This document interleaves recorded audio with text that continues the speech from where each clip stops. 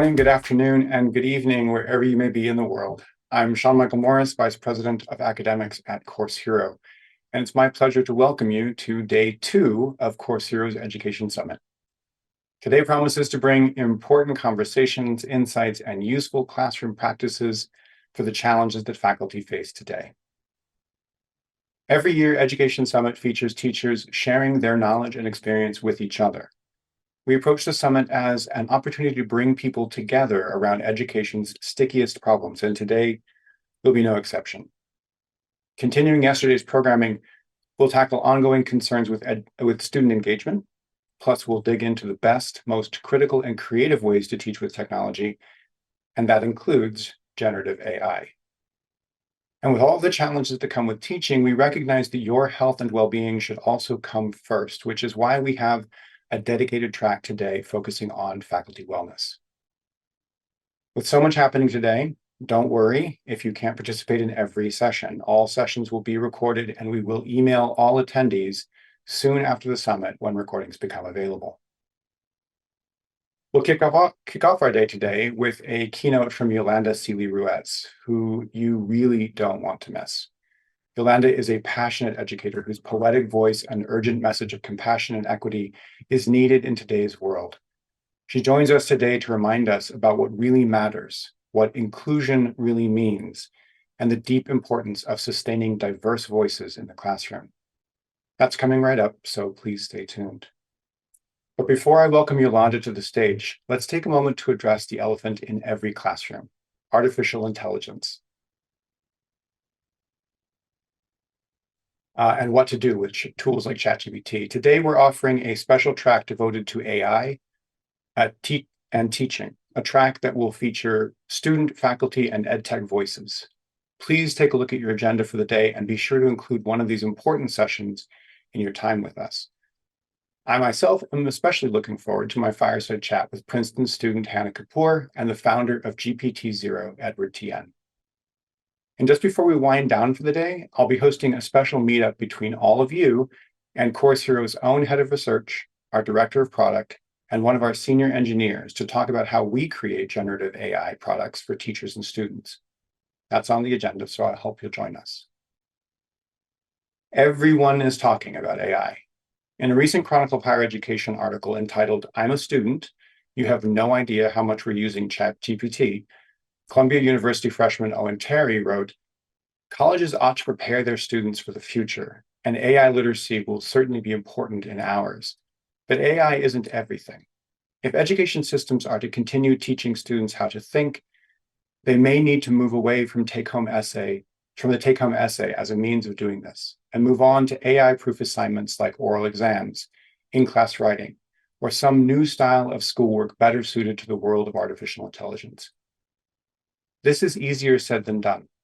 It requires a shift in how we teach, how to learn, or how we critically think about critical thinking.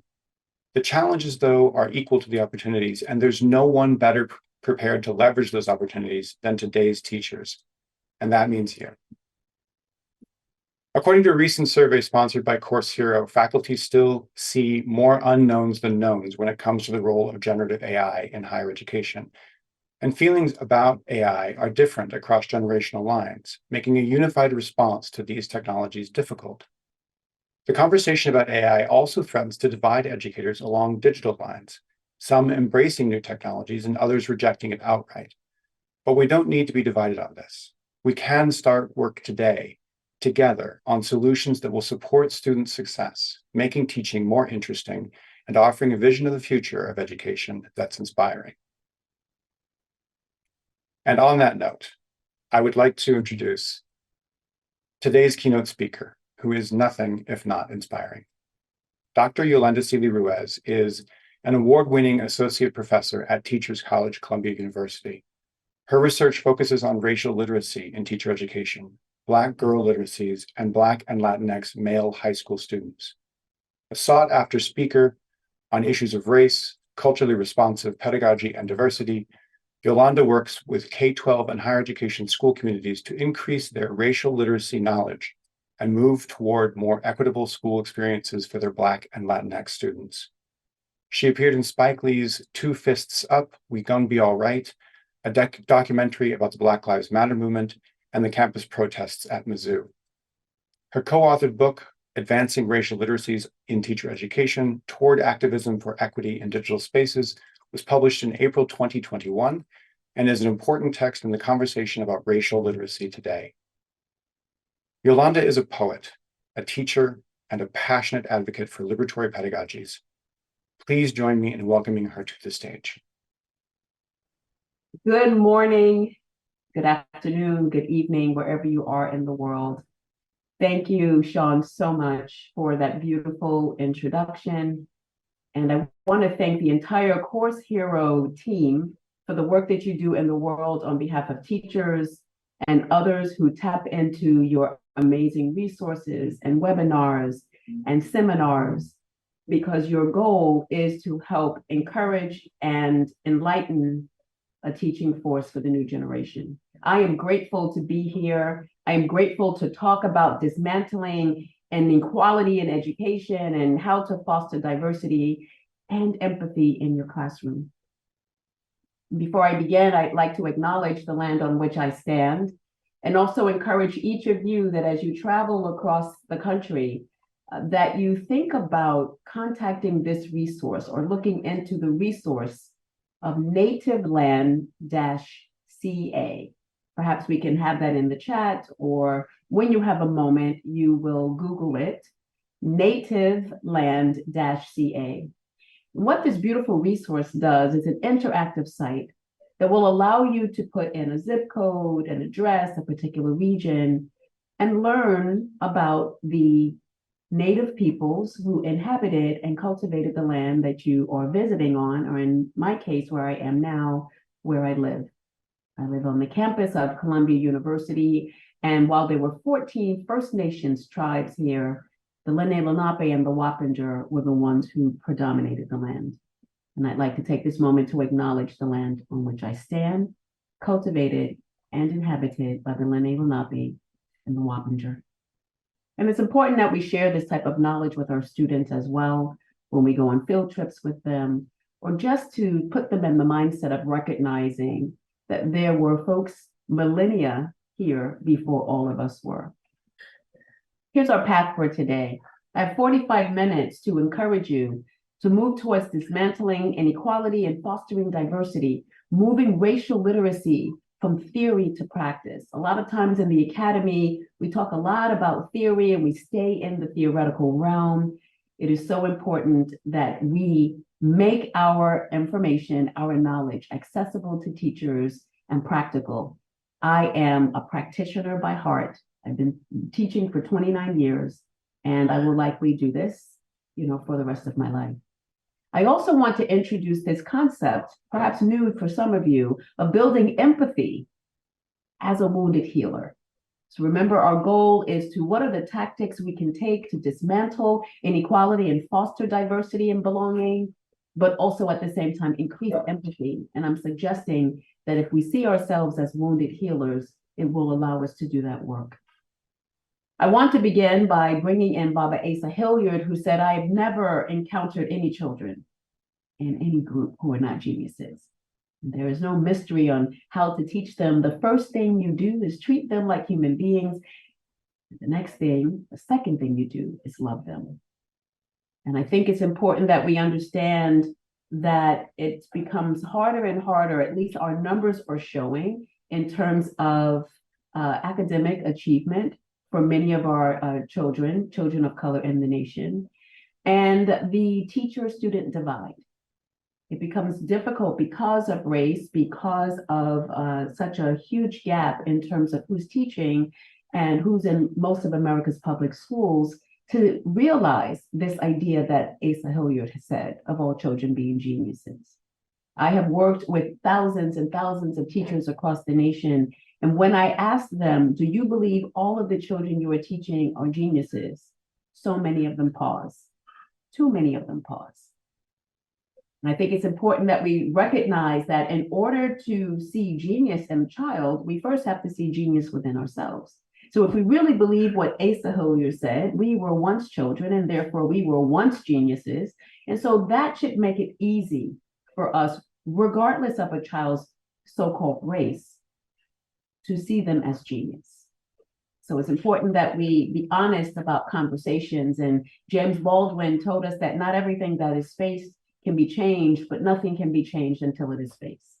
And until we are honest about having conversations about what impacts our society, what impacts specifically the society of school, then it will be very difficult to make change. And given the Supreme Court rulings that have happened yesterday and today on behalf of marginalized Black, Asian, for the most part, Black and Brown children, for our queer community today, for those of particular class levels with the Supreme Court now shutting down student loan forgiveness. You know, it's important that we have these conversations, that America is not quite the meritocracy that each of us are taught to believe in schools. But schools are also the place where we can challenge, right, push back, but also educate around the reality of these issues. And I think it's important. Ibram Kendi, he was a little bit tough with us. He didn't give us too much room. He said that one either believes problems are rooted in groups of people, the queer community, Black, Latino, Asian, women, and I'm making this all encompassing. They either believe that something is wrong with groups of people as a racist, or locates the roots of problems and power and policies as an anti-racist. Now, if you're going to go by this definition, it gives you an opportunity to see where you position yourself. Do you believe that there is something inherently unequal or wrong with members of the communities that many of these policies recently have been targeted? Or could there be something wrong in our system? That is for you to determine, to decide, and understand that that impacts the way that you teach. And so racism is a problem that we all live with. And as I think about schools as a place of challenging racism, it takes me back to 6-year-old Ruby Bridges and Norman Rockwell's incredible painting depicting her attempt to desegregate schools in New Orleans in 1960. And indeed, racism, sexism, homophobia, Islamophobia, religious bias of all sorts, linguistic bias are certainly problems that we all live with, where within schools, we have the power, even in our individual bodies, where we say, well, how can I make a difference? Absolutely, you can, and you do make a difference. And we have to be honest, as James Baldwin said, to have these honest conversations, to ask ourselves, when has our country ever been race neutral or neutral to any major difference? Although the country constantly talks about the power and the need for diversity. And we understand the value of diversity because we have real life examples, we have anecdotal examples, we have certain theory and research that talk about the power of diversity. But we also have the truth of resistance to diversity. Now let's go to NBC News correspondent Antonia Hilton. She is at Harvard University with more on this decision. Antonia, I know it's just been a little over an hour, but what's some of the reaction you're hearing from students there at Harvard? Hey, Joe, the vast majority of the students that I've spoken to of all backgrounds are reeling, and they're not concerned for themselves so much as they're concerned right now about future generations, students who are going to be applying to the school in the future and trying to come join them here. This is a school that historically excluded many populations of people, from women to virtually every kind of minority. And so there's been a long history of a fight here to increase access, not just to Black communities, although certainly people talk about the Black community at the front of the affirmative action conversation, but also Latino communities, lower income Asian American communities, Native Americans and Native Hawaiians, populations that still struggle at times to get access to these elite schools. And they're pointing to the UC system, the California State University system, as the sort of basis often of their anxieties right now. When we saw over 2 decades ago California do away with affirmative action, the result was that at their elite state schools, schools, you saw about a 50% drop in enrollment of minorities of all kinds. And it has been incredibly difficult for administrators who tried to come up with program after program to ameliorate this, to get themselves back to the diverse community they wanted to see there. I actually have a Harvard student here with me who is reacting to this decision live. Thank you so much for making time here. Feel free to come in closer with me. I want to make sure everybody can see you here. So talk me through this. How are you feeling right now? What does this mean for you? Right. I mean, I was up with several students ready to check SCOTUS blog, ready to check Twitter, anything that could give us updates on the situation. And as a community, you know, I am part of Fuerza Latina, the Pan-Latino, Latina, and Latine organization on campus. And everyone in the group chat we have was reacting to it in real time. And this definitely had very, very, very impactful shockwaves. We responded to it immediately, and I'm definitely still trying to process. You're still trying to process right now. To the best of your ability, what are your concerns, or what do you imagine this means for upcoming classes? What do you think Harvard is going to look like now in the future? Right. I mean, I first of all definitely think of my little sibling, my 15-year-old brother, my cousin who in the fall will go through the college application process. So for me, this has immediate impacts because specifically my nationality is Ecuadorian. I also come from the state of New Mexico, both extremely underrepresented communities at Harvard specifically. I am the only Ecuadorian student that I know of in my year at Harvard. The only Ecuadorian student in your year. Right, at Harvard. And so I think it's just like, I don't know. I hope that this is an opportunity for Harvard to step up in its recruitment, to step up in other efforts, but I think it would also be wrong of me to say that I'm not scared.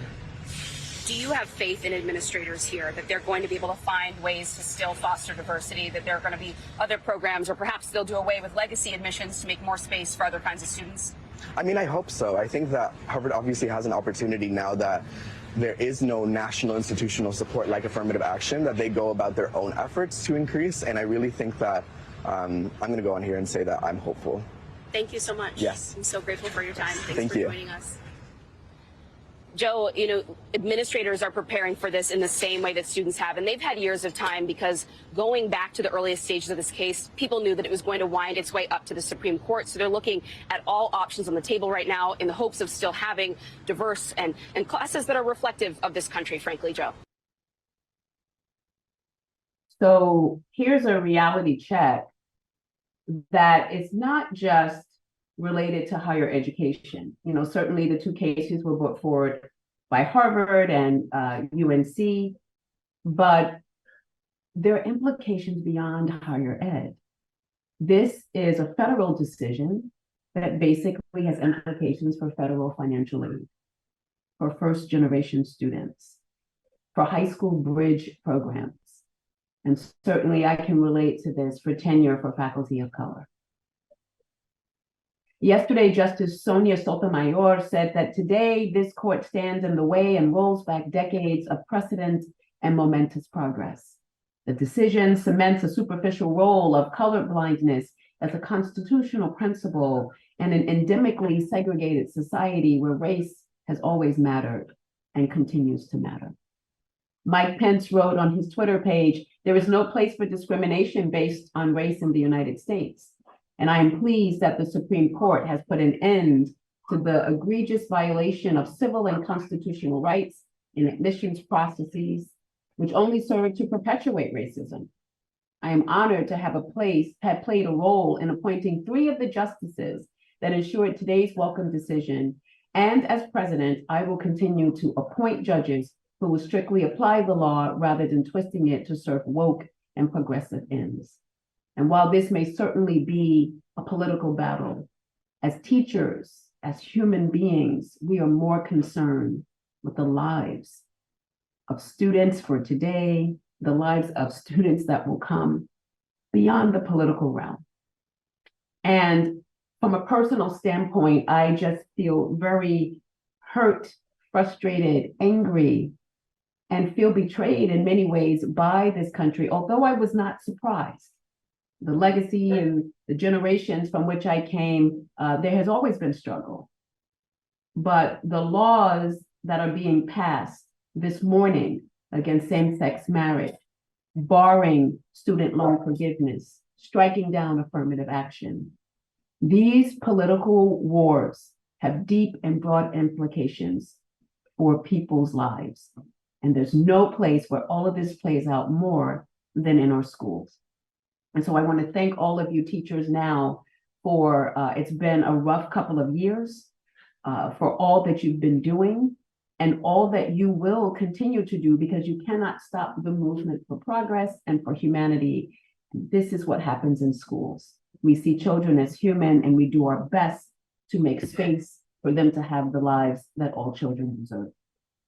I think a lot about the military's concept of VUCA, which is volatility, uncertainty, complexity, and ambiguity. And when you think about what soldiers have to deal with at any given moment, particularly in a time of war, that VUCA can strike. And I thought about that concept. I have an uncle who has, he's 90, he served in Korea and also in Vietnam, and he would often tell me stories. And I thought about his life and the concept of VUCA, and what does it mean to navigate VUCA, volatility, uncertainty, complexity, and ambiguity in the social realm, where we are in it. There's ecological disequilibrium, there's poverty and sexism, racism, homophobia, and this constant, as we saw in the last 2 days, political polarization. Where Native Americans who founded this country have to insist that their lives matter. Asian Americans have to say, stop Asian hate. And we often erase the anti-Latino violence against Latinos, Latinx folks in this country. The rise of anti-Semitism and also anti-Blackness, to the point that people feel secure and shooting through their doors at children. And in this case, Ralph Yall, thank goodness he's still alive, but was going to pick up his family member. Gay is not a bad word. And yet there's policies that are happening to almost erase the reality and the lived experiences of our queer community. And policies that are telling women what to do with their bodies. It is a time of VUCA. Book bans. Arresting 5- and 6-year-olds. I'm not sure if you're aware of this, although you are in teaching, but sometimes we don't understand what's happening in schools around the country. For the past 10 years, there's been a trend of arresting children as young as 5 or 6 years old when they, what is considered, misbehave. At 5 and 6, you are testing your emotions and trying to find out the correct way to respond in an environment. And if we are going to suspend children, and even worse, arrest them at 5 and 6 years old, we have to think about the trauma that that causes for the children in the classroom, as well as the teacher, when the teacher has to adhere to a policy that strikes against the humanity of 5 and 6-year-olds. And so while there's all of that that's happening, we also know that there is beauty that can happen in the classroom, and how children look to us to express their emotions on how to behave. We are the model. We offer them the opportunity to watch us as they set an emotional tone for their world. And our children will feel safe. And I'm talking about K all the way up, actually through college, but certainly K through 12. When they feel safe and secure in their relationships, they will be themselves, their authentic selves. And then we have the opportunity to create what Bell Hooks calls a beloved community, where we see the beautiful diversity among children, not as an opportunity to set privilege for some and marginalization for others, but to see the full beauty and diversity in our classrooms, in our society, as a beloved community. When I saw this image, I thought about all of you, although I cannot see you, or perhaps will never meet you, but I know what it is to have the heart of a teacher.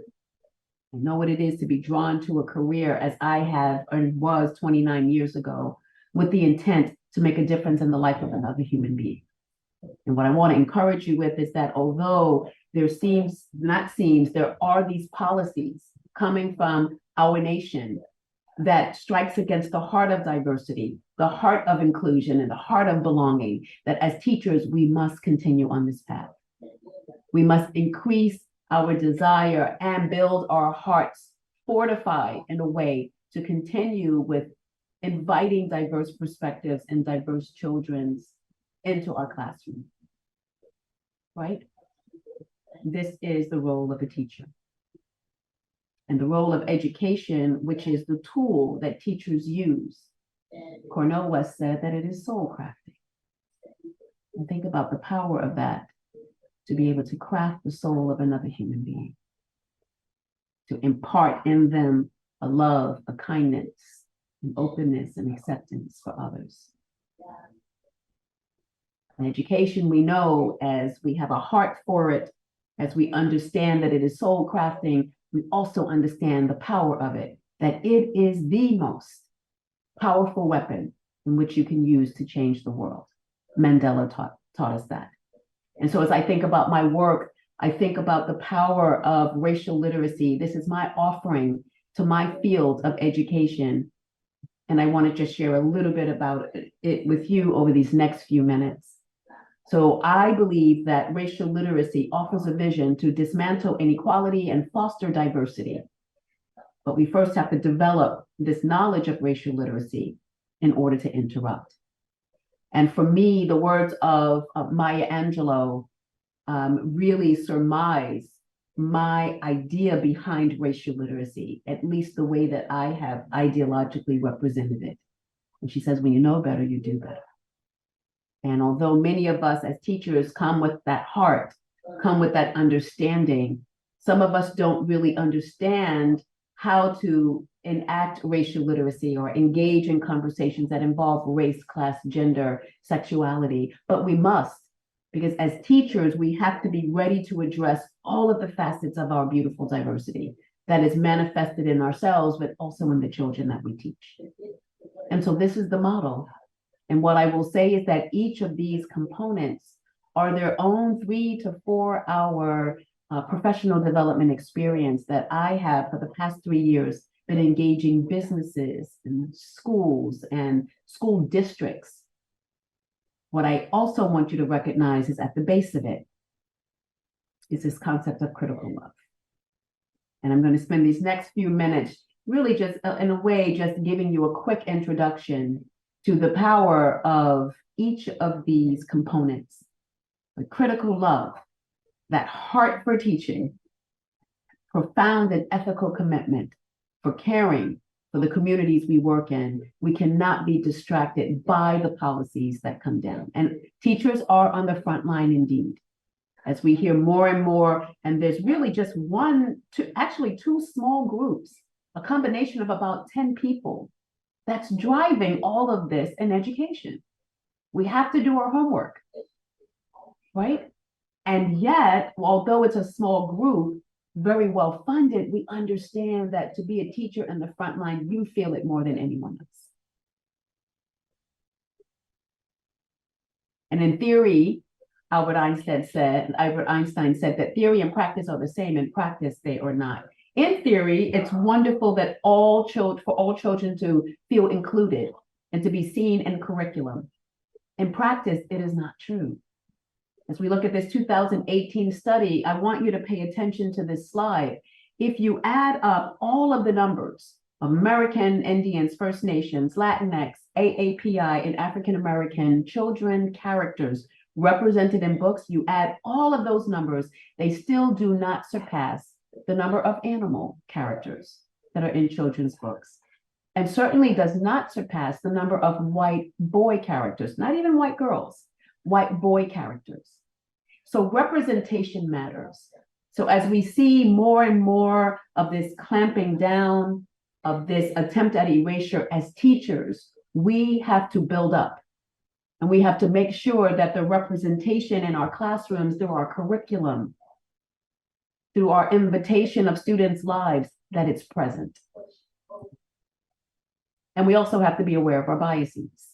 So this was a Yale Child Study Center. Even the best of us the best of us, we are so deeply socialized and entrenched by the phobias and the isms that exist in our world. And so this study showed that teachers across race, across class, in terms of eye tracking, they looked at Black boys more in anticipation of them to misbehave. There's something going on with boys in schools in general. We know that boys are more rambunctious. They develop differently than girls. And yet again, remember what Bell Hooks said, in order to create a beloved community, we cannot address differences as privilege for some and marginalization for the other. So the next highest percentages are white boys, the next highest percentage, white girls, and then Black girls, looking for children to misbehave. And this is why we cannot just operate in this idea of theory. I want all children to feel included as a theory. I want all children to be represented as a theory. We must engage practice. And for me, critical love is at the center of this. So what does critical love look like? It will look like different things for different teachers and communities, but certainly it's excavating your own personal beliefs that don't align with ethical caring. It's examining and altering policies in your school that don't align with an ethical commitment. And it's establishing community practices with a space for all communities to gather. Critical love in practice means that we reflect very deeply as teachers about our decisions and our ethical commitment to families and the communities we serve. Critical humility is remaining open to understanding the limits of our own worldviews and ideologies. What might that look like in practice? Well, certainly training ourselves or building ourselves to remain open to new learning, to new ideas and truths. This is what the Course Hero Summit is all about. All of their summits are about this, bringing new knowledge and encouraging teachers to remain open to that knowledge, to recognize the difference between your impact and your intent. Many of us as teachers, we intend not to hurt, not to harm, but the impact. Sometimes our impact is very different than our intention. And being humble enough to know when you've made the mistake and to correct it.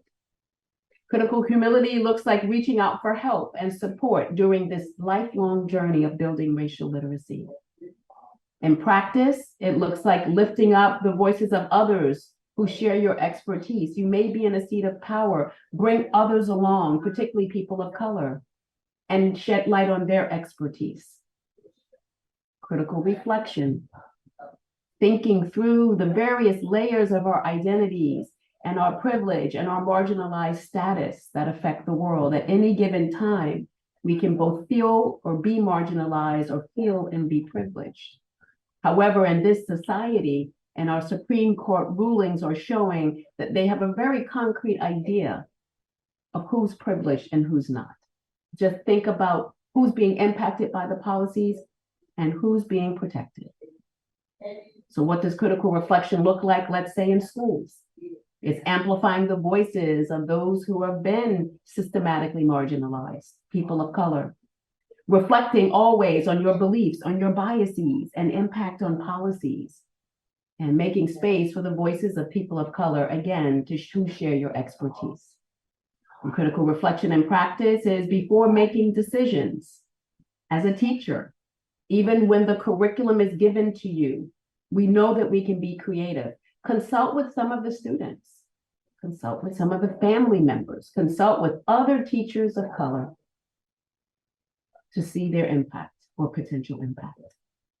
Historical literacy. This is developing a rich, contextual awareness of the historical forces that shape the communities we work in, but also the society we live in. And I always say that if we have historical literacy, we can never say, wow, how did we get here? So years from now, when the society or citizens are looking at abortion rights, same-sex marriage rights, affirmative action, they'll have to understand the historical moment of now. What does historical literacy look like, let's say, in an organization or in schools? It's studying the history of the groups in your school, in your organization. It's learning about and accepting the complicated history of America as we are all experiencing in real time as history is being shaped in these last few days. And creating space for others' stories to be acknowledged and to be celebrated. So historical literacy in practice is studying the histories of others, and that will help activate your empathy and your understanding. Archaeology of self is perhaps the most important piece of all of the racial literacy components because we are the ones that do the work. And archaeology of self is this deep excavation and exploration of your beliefs, of your biases and ideas that shape how you do the work that you do. And an archaeology of self in practice is engaging yourself and your students in stories, asking them to tell stories about their lives, no matter how young they are, stories around the concept of race, stories around their names, and stories around their school experiences. One of my dear friends, Vera, said that archaeology of self is a responsibility that we have as educators to love on ourselves, even when the uncovering and the discovery is hard. Love is hard work, but love is what got us here. Doing that work with the self is critical. I want to play this very short clip of my student, Jillian, who allows me to use her name. And I want you to think about, what is Jillian prompting you to think about in your own practice? A recurring flow within our weekly time together has been to sit, to tap into stillness, presence, clarity, conscience, and then to do the deep work, the crucial work, the building of authentic racial literacy.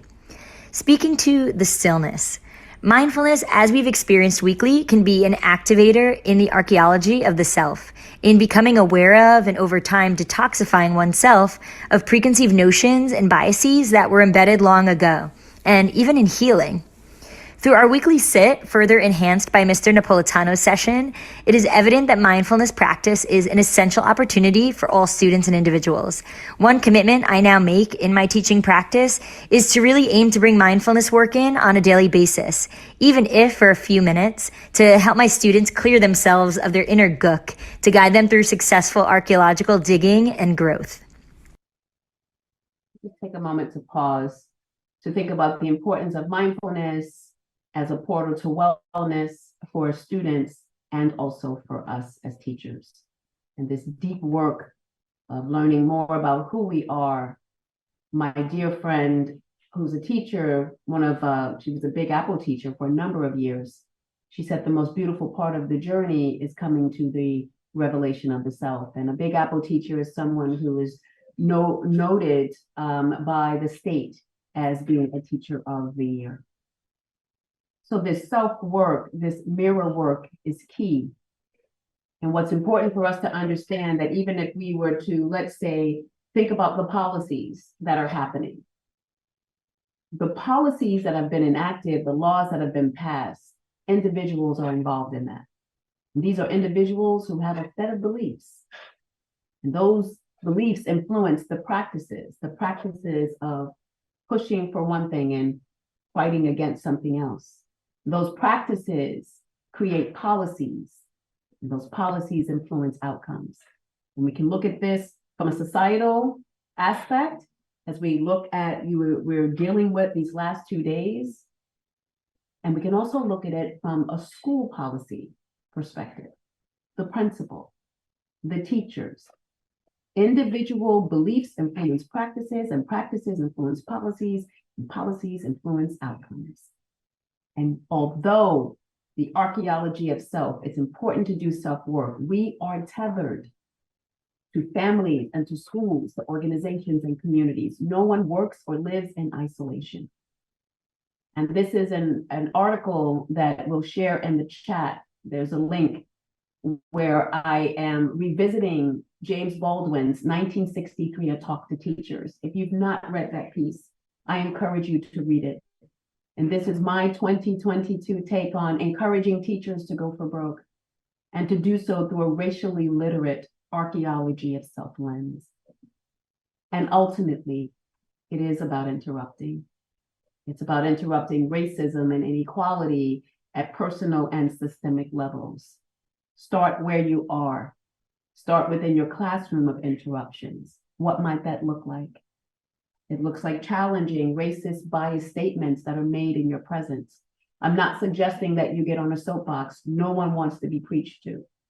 But you can begin to ask questions, to interrogate someone's belief, to examine and ask questions of your own beliefs, of your own biases, and being really clear on identifying inequitable practices in your school and finding out how you can say something about it. Interruption in practice looks like interrupting, dehumanizing, and biased statements with questions, and to interrupt and offer a different perspective. So if a group of teachers or a teacher is talking in a very dehumanizing way about a child, you can interrupt with questions and also say and share, if your experience with that child has been different, why not share it? And so we need to ask ourselves some questions if we are serious about this idea of dismantling inequality, interrupting inequality. What role, ask yourself, do I play in perpetuating inequalities in my school? It's one thing to interrupt it, but perhaps first you have to identify how you might be complicit in it. How do I interrupt inequitable practices? And how do I teach colleagues to interrupt these practices in effective and constructive ways? Here are some texts that I want to offer you specifically around interruption. Many of them I've authored. The ones on the bottom are authored by Dr. Bettina Love and Dr. Goldie Mohammed, two very fierce educators, teachers, and scholars. And the ones on top include the work that I've engaged with either as a poet or as a scholar of racial literacy. And the Teaching for Racial Equity book, Becoming Interrupters, is a book that was based or is based on my racial literacy development model, written specifically for teachers. So each chapter actually goes into detail on the 6 components of racial literacy. And this is an example of my dear friend Sandra Street, who is interrupting the idea that children of color cannot read and should not read about themselves in schools. What is your role? How do you interrupt? How are you dismantling? Because there's one thing to engage in this really powerful summit, and it's another to, again, put it into practice. To go from theory to practice will take all of us. And as we do this work, recognize the wounds that it may bring, the wounds that we may already have just from living life, or depending on how those policies hit the last few days, many of us are affected in different ways.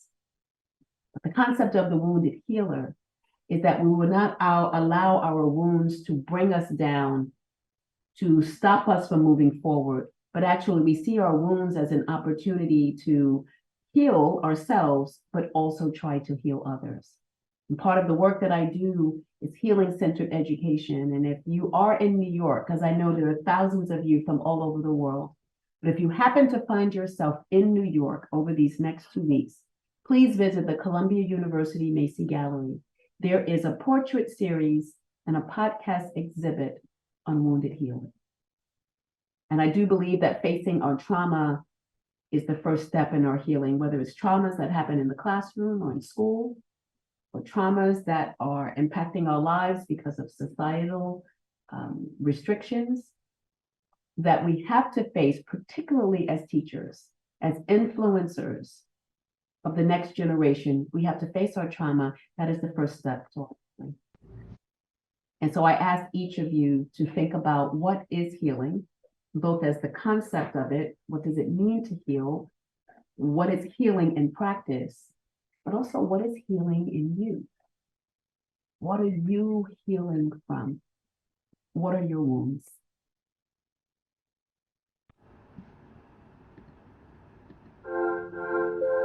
Welcome to Season 2, the Acosta Institute podcast. In this season, we curated interviews with 9 educators, community leaders, and practitioners who use their deep understanding of trauma to create conditions for collective thriving. We call them wounded healers, a concept that finds its roots in both Carl Jung's work and Greek mythology. And for Jung, the wounded healer represented the sensitivity and understanding of one's own wounds and how this informs helping others to heal and transform. In this interview, we sit with Justice Lopez, an author, educator, DJ, and co-founder of Project Happyvism. The very system that we're a part in, particularly in education, is broken, not only just from the context of the ways in which it was first created in public education, but the ways in which it's just hella problematic today, particularly for young folks, particularly young Black and brown folks in the communities out of which they're a part of. So when I think about healing and centering that question in the larger context, you got to teach to the person's heart, mind, spirit, and soul to be able to get to any other aspects like content, etc., standards, the particular objectives and goals out of which teachers are really focused on. There's no shade to that, right? Teachers have an immense amount of pressure. Myself, I was a public school teacher. Connecticut, New York City, I thoroughly understand and hear the demands out of which teachers have in this day and age is astronomical. Couple that with a pandemic, couple that with limited resources, couple that with high stakes testing. Healing's got to be in the center of that. Like, teachers are just hella broken, like, to be completely honest, transparent. And the quote that I kind of think of and revert to is like, hurt people hurt people. And it's like, we just, in this space, there's a lot of hurt people hurting people. Administration, students, teachers, etc. So that's why I'm just like super hyped with like bringing this project and homies that are coming together around like healing, particularly in and outside the classroom. For myself, that's always come about through music, hip hop, DJing. That to me has always been like my space of healing, of transformation, of introspection, of community, of engagement, of affirmation, of feeling seen and heard. And I necessarily felt that in a lot of my educational classes and spaces. So when I had the opportunity to become a teacher, I really tried to like center that in my teaching practices and pedagogies. So like. And it is through our wounds we grow in our capacity to heal and nurture others. And I think it's important that we are honest about our wounds, are honest about the wounds that teaching gives, that things that we see in schools give, but also understand that we do have the power to heal, not necessarily the system in one fell swoop, but we can individually heal ourselves and go about the healing of the trauma that sometimes policies inflict on children.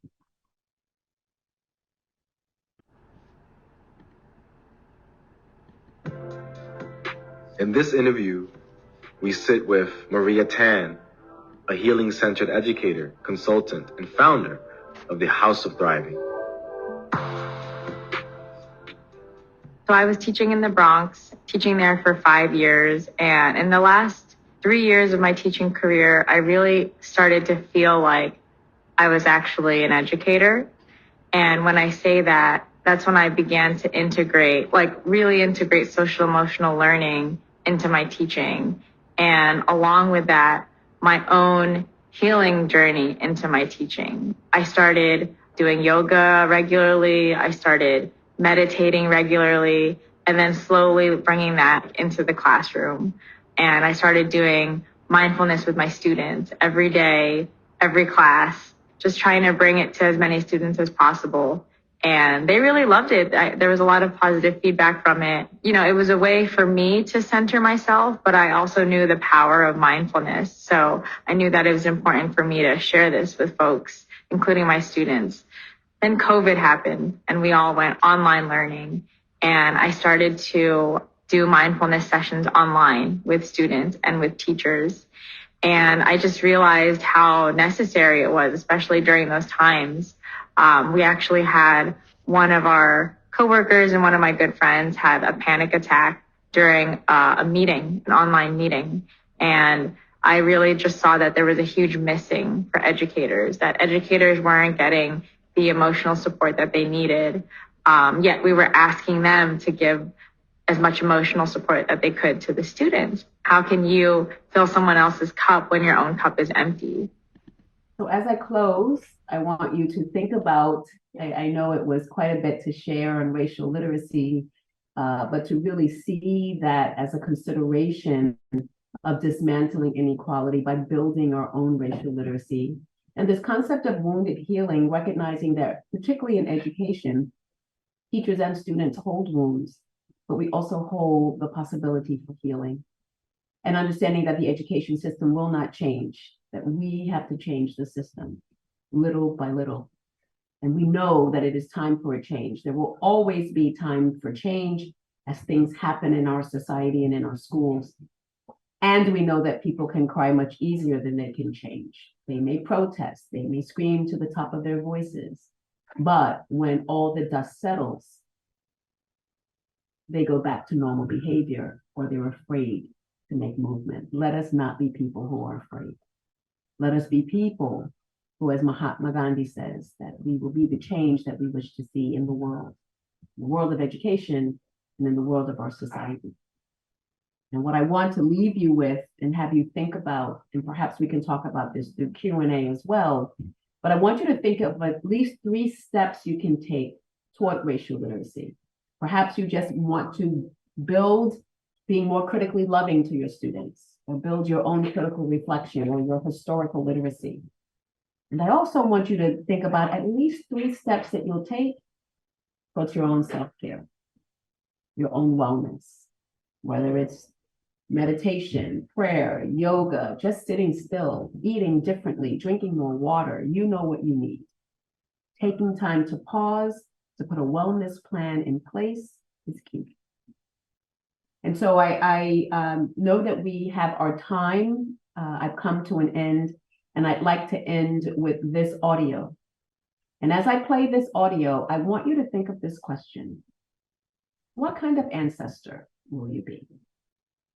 What will be your legacy?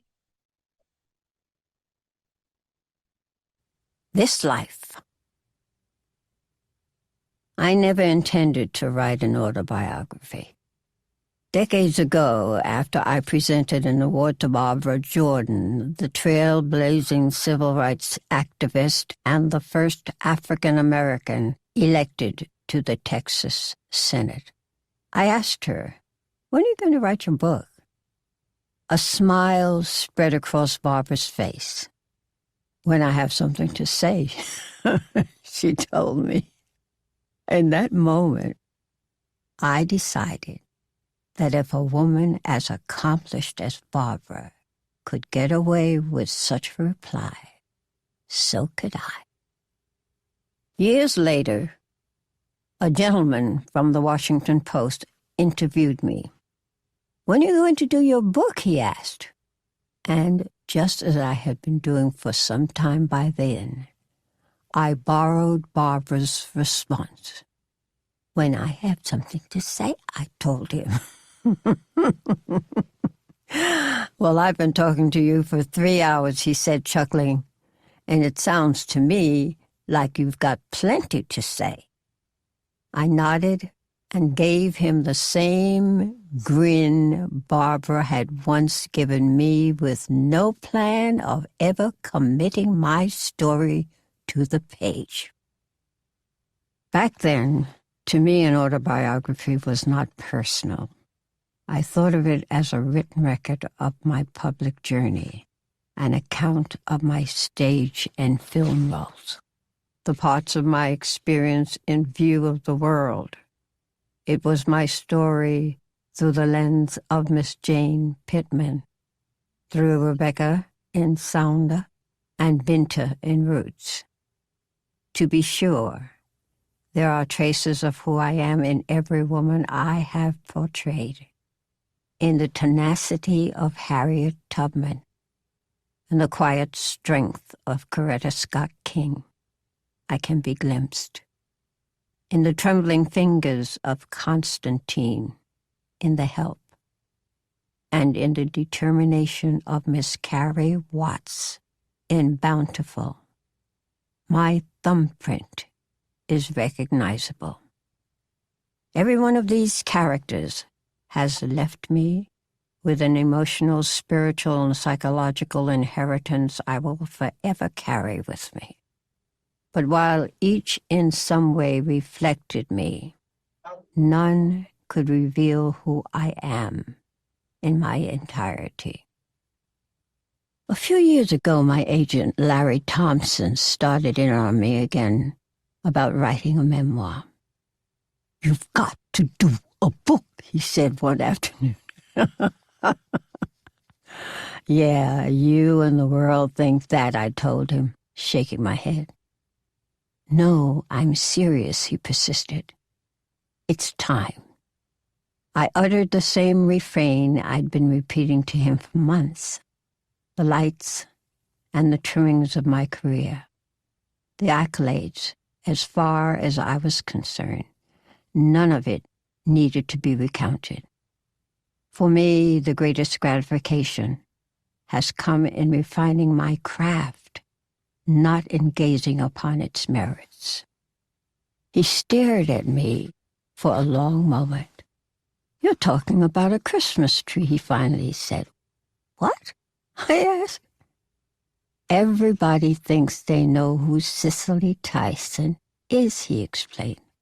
"But what they see are the ornaments on the branches, the decorations. They know nothing about the roots."